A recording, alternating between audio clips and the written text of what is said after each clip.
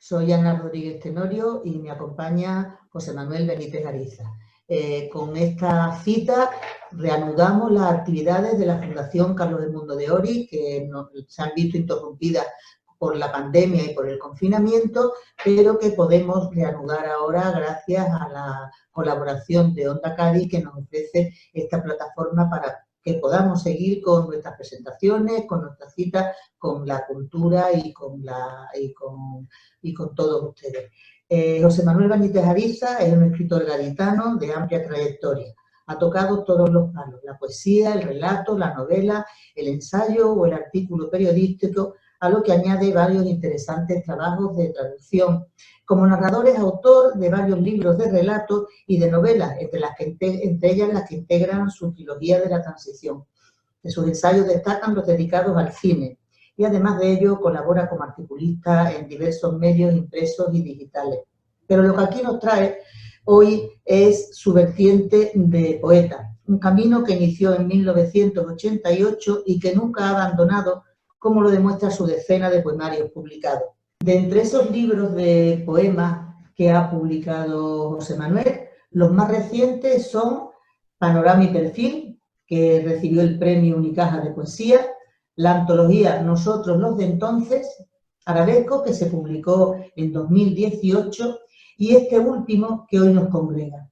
No sabemos si José Manuel tiene capacidades premonitorias, pero no deja de ser curioso que eligiera este título, Realidad, para su libro, que salió del horno solo un mes antes de que el virus nos confinara y viniera a avisarnos de que precisamente eso que conocíamos por realidad, por normalidad, ya no iba a ser lo mismo, al menos durante bastante tiempo.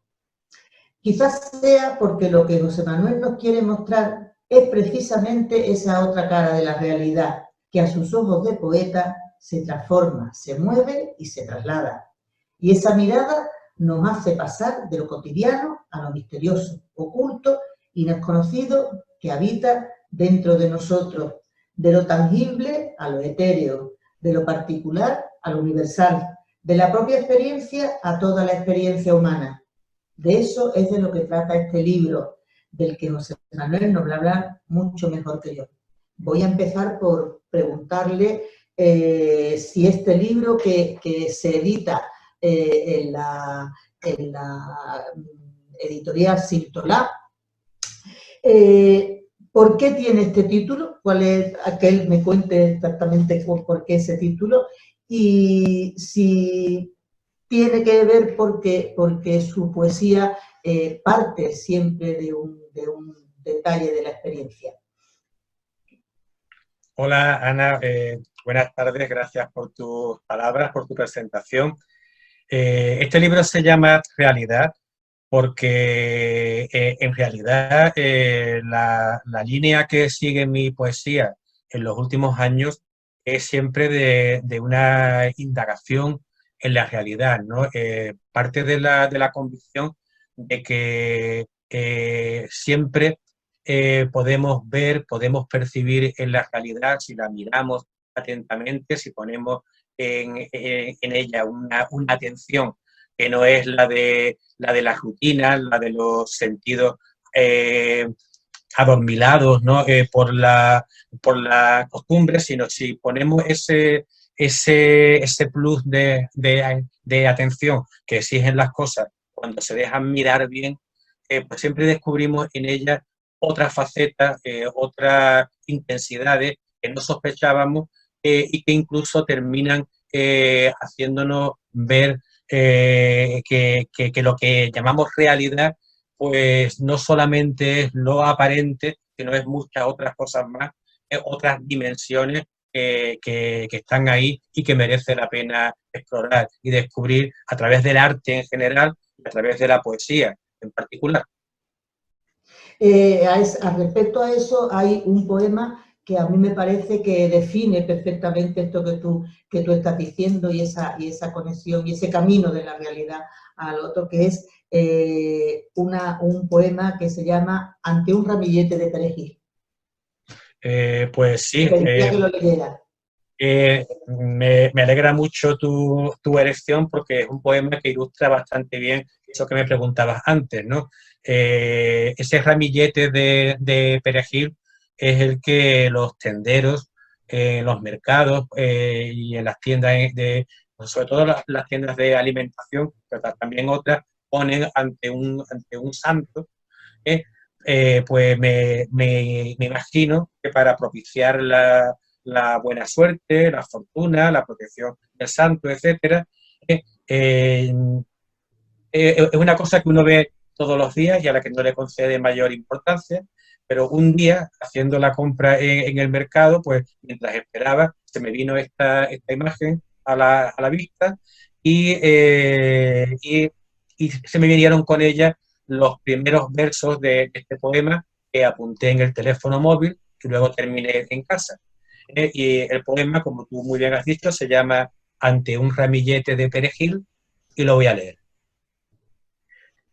No soy supersticioso, pero sí partidario de ciertos gestos que propician, si no la buena o mala suerte, sí la certeza de una íntima conexión más allá de la lógica de todo con el todo.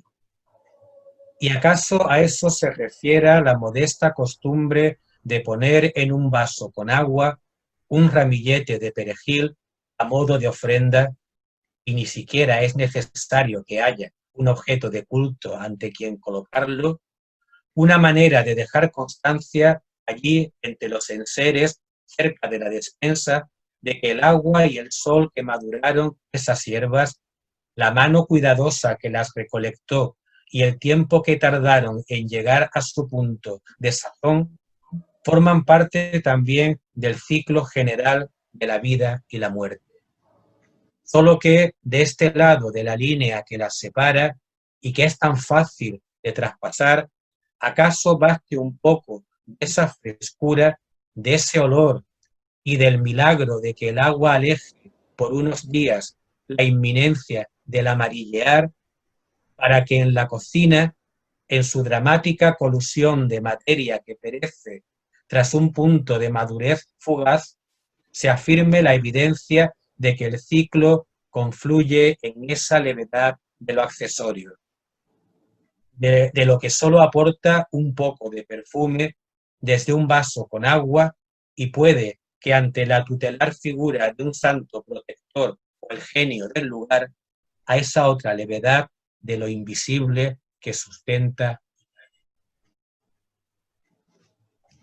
Muy bien, mira, otro de los apartados del libro, el libro se divide en cinco apartados, y uno de ellos tiene que ver con tu afición de pintor, una afición que además se refleja, por supuesto, en toda tu poesía, porque yo la encuentro una poesía muy plástica, ¿no? Que parece que estamos viendo las cosas.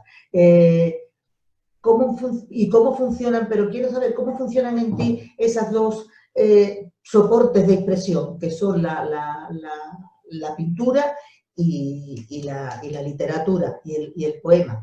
Y a ese respecto, pues, te pediría que nos leyeras uno de estos poemas del apartado Acuarelas y que nos lo contaras un poco también. Sí, como bien dice, la segunda sección del libro se llama 10 acuarelas, porque son textos que surgen a la par que las acuarelas a las que se refieren. Yo soy acuarelista aficionado, no pretendo pasar por un pintor con una, digamos, con el oficio se le puede pedir a un pintor con experiencia y tal.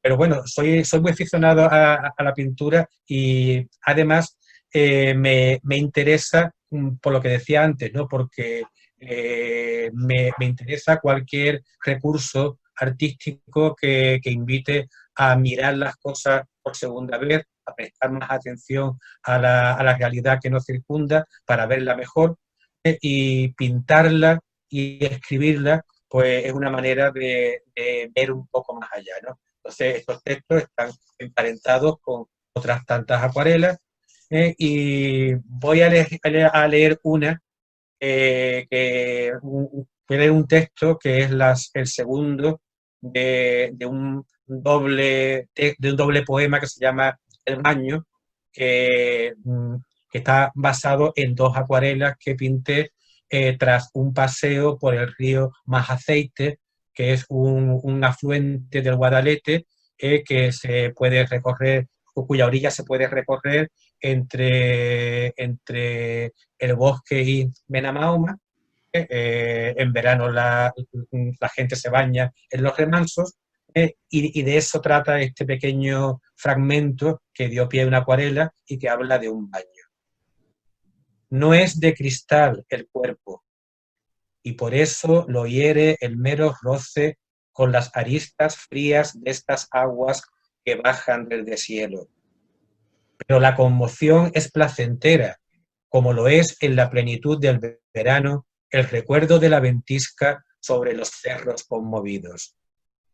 En la espesura, el gesto rápido de una rata o una nutria, como el desplazamiento de una gota de azogue sobre un techo traslúcido. Y esa felicidad que duele en los entumecidos dedos de los... Otra de los temas presentes en tu obra es el ámbito de los afectos.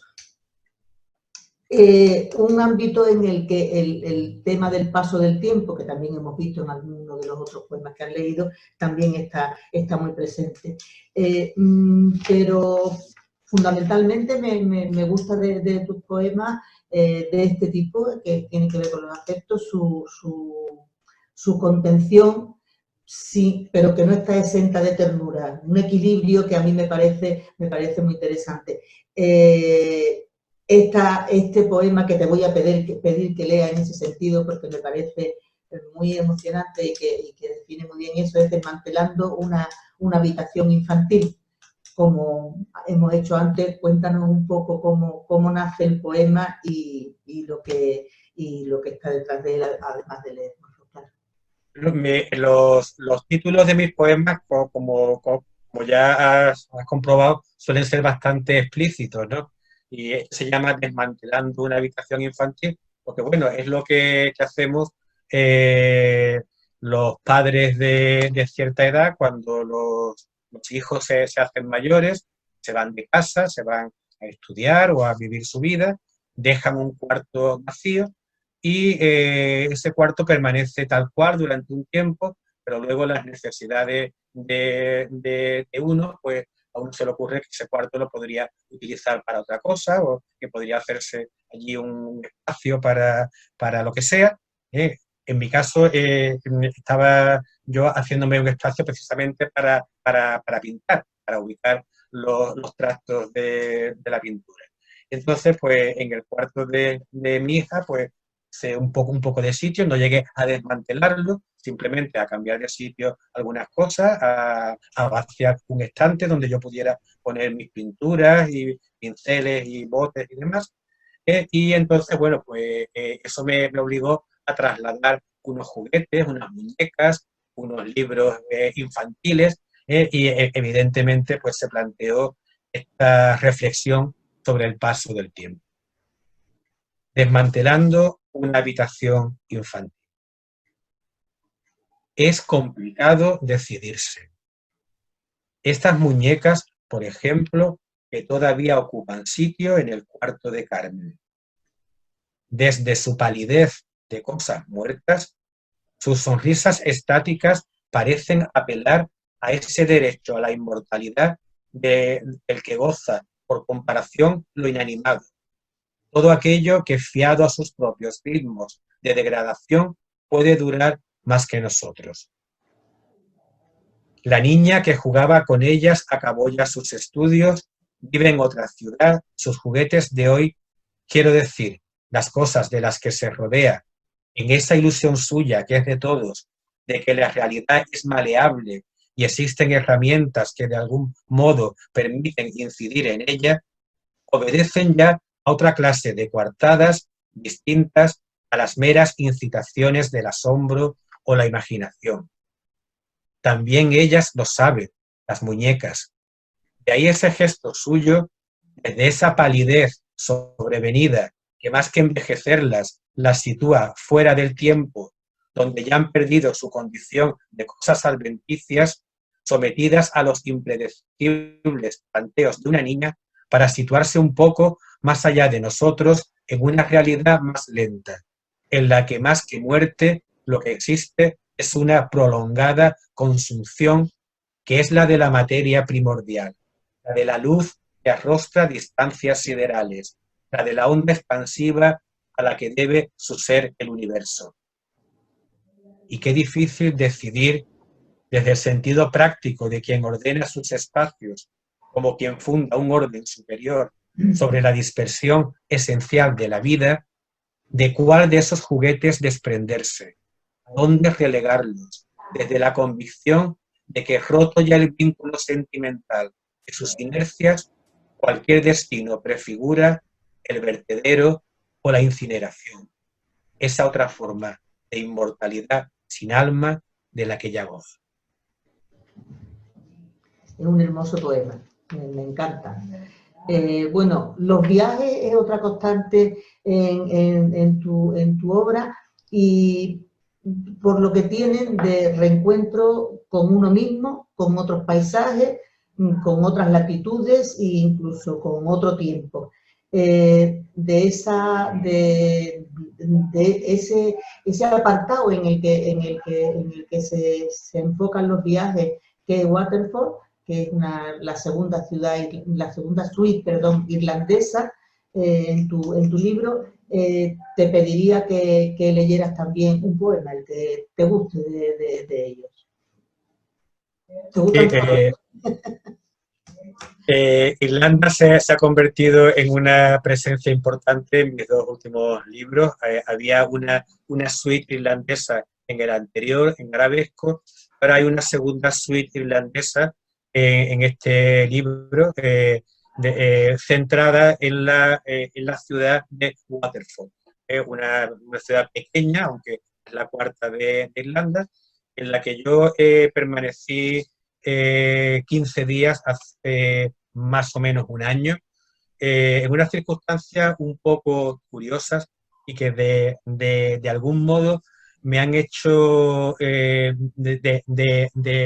de algún modo, ahora en las circunstancias de confinamiento que hemos pasado, pues me han hecho pensar en que también en cierto modo hubo una especie de confinamiento mío en esta ciudad, puesto que fui con un grupo de estudiantes y luego por circunstancias médicas de uno de ellos se le prohibió a este estudiante volver en avión a España, y yo me quedé con él y estuvimos pues prácticamente confinados en esa ciudad, dándonos cuenta de que de pronto pues esas distancias que parece que ahora no son nada, ¿no? Que en cualquier fin de semana nos montamos en un avión y estamos en otro país, en otra región del mundo, pues de pronto, como ocurre ahora, las distancias volvieron a contar. De pronto lo que está lejos volvió a estar lejos. De pronto fue muy difícil recorrer todos esos accidentes geográficos que separan Irlanda de España. Hubo que preparar un regreso en barco, etcétera. Y yo mientras pues paseaba por esa ciudad, y uno de los poemas a los que dio lugar esa estancia inopinada y esa soledad mía en Waterford, pues es este que se llama John's River, que a mí me recordó un poema de Dámaso Alonso que él escribió sobre el río Charles de Boston, y que él empezaba diciendo a un río que llamaban Carlos. Bueno, pues a este río le llamaban John, le llamaban Juan. Entonces el poema dice así: al río lo llamaban John.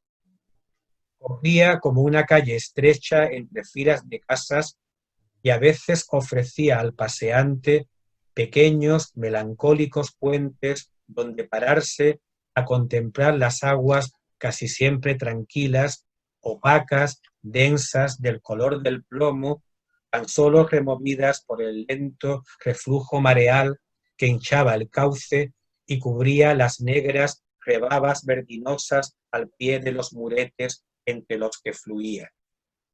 También fluía lentamente el tiempo en esos días míos de rezagado en Waterloo. Y yo pasaba el tiempo recorriendo su curso desde las calles céntricas a las inmediaciones de People's Park, donde me distraían los gritos de los escolares que jugaban al rugby en los alrededores del templete.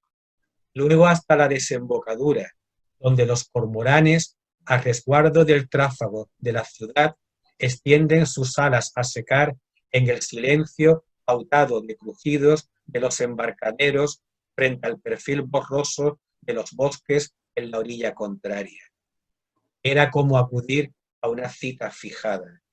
Siempre allí mi reflejo, tembloroso. Bueno, pues el libro lo cierra un poema, La diferencia, en el que creo reconocer un homenaje a Juan Ramón Jiménez y a ese otro poema suyo que se llama El viaje definitivo, y en el que dice eso tan hermoso de yo me iré y se quedarán los pájaros cantando, ¿no? Ha querido ser el poema un reconocimiento a la tradición. Por favor. La tradición siempre aflora, ¿no? Y luego esa influencia de la que hablas, que es obvia y que está aquí, en realidad aflora cuando lees el poema una vez escrito. No eres consciente de que está sirviendo de eco a una referencia clásica, ¿no? Pero evidentemente está ahí y aparece pues cuando uno la necesita.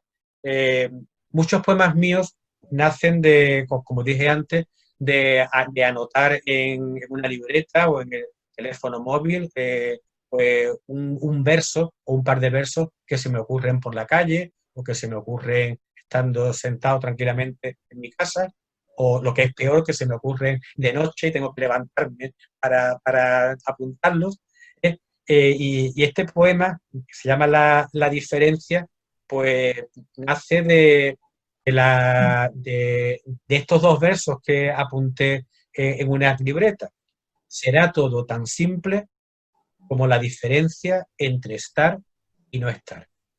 Evidentemente, estar es la vida y no estar es la muerte, pero pensándolo bien, eso lo explica muy bien, por ejemplo, Borges al comienzo de su cuento El Aleph, ¿no? Cuando un pretendiente habla de su prometida que ha muerto y cuenta que nada más morirse su prometida, los árboles de la calle pierden hojas y, en fin, que empieza a haber pequeños cambios que indican que la vida sigue, que la calidad cambia y que, en cierto modo, el hecho de que una persona ya no esté no frena, evidentemente, ese proceso de cambio incesante, ¿no?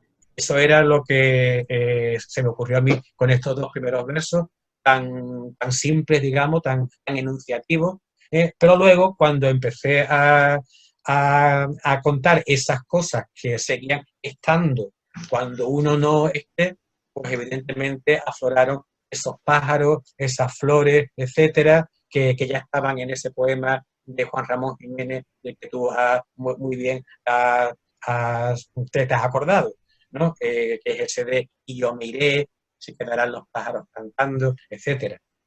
Pues luego, una vez escrito el poema, digo, pues, si hay un eco de ese poema de Juan Ramón, bienvenido sea, ¿no? Porque la poesía es básicamente también un juego de ecos dentro de una tradición. La poesía consiste en volver a decir lo que ya se ha dicho, pero decirlo con palabras que le conciernen a uno, al poeta individual, y que el poeta individual tiene también la vaga esperanza de que sean también palabras que conciernan a sus contemporáneos, ¿no?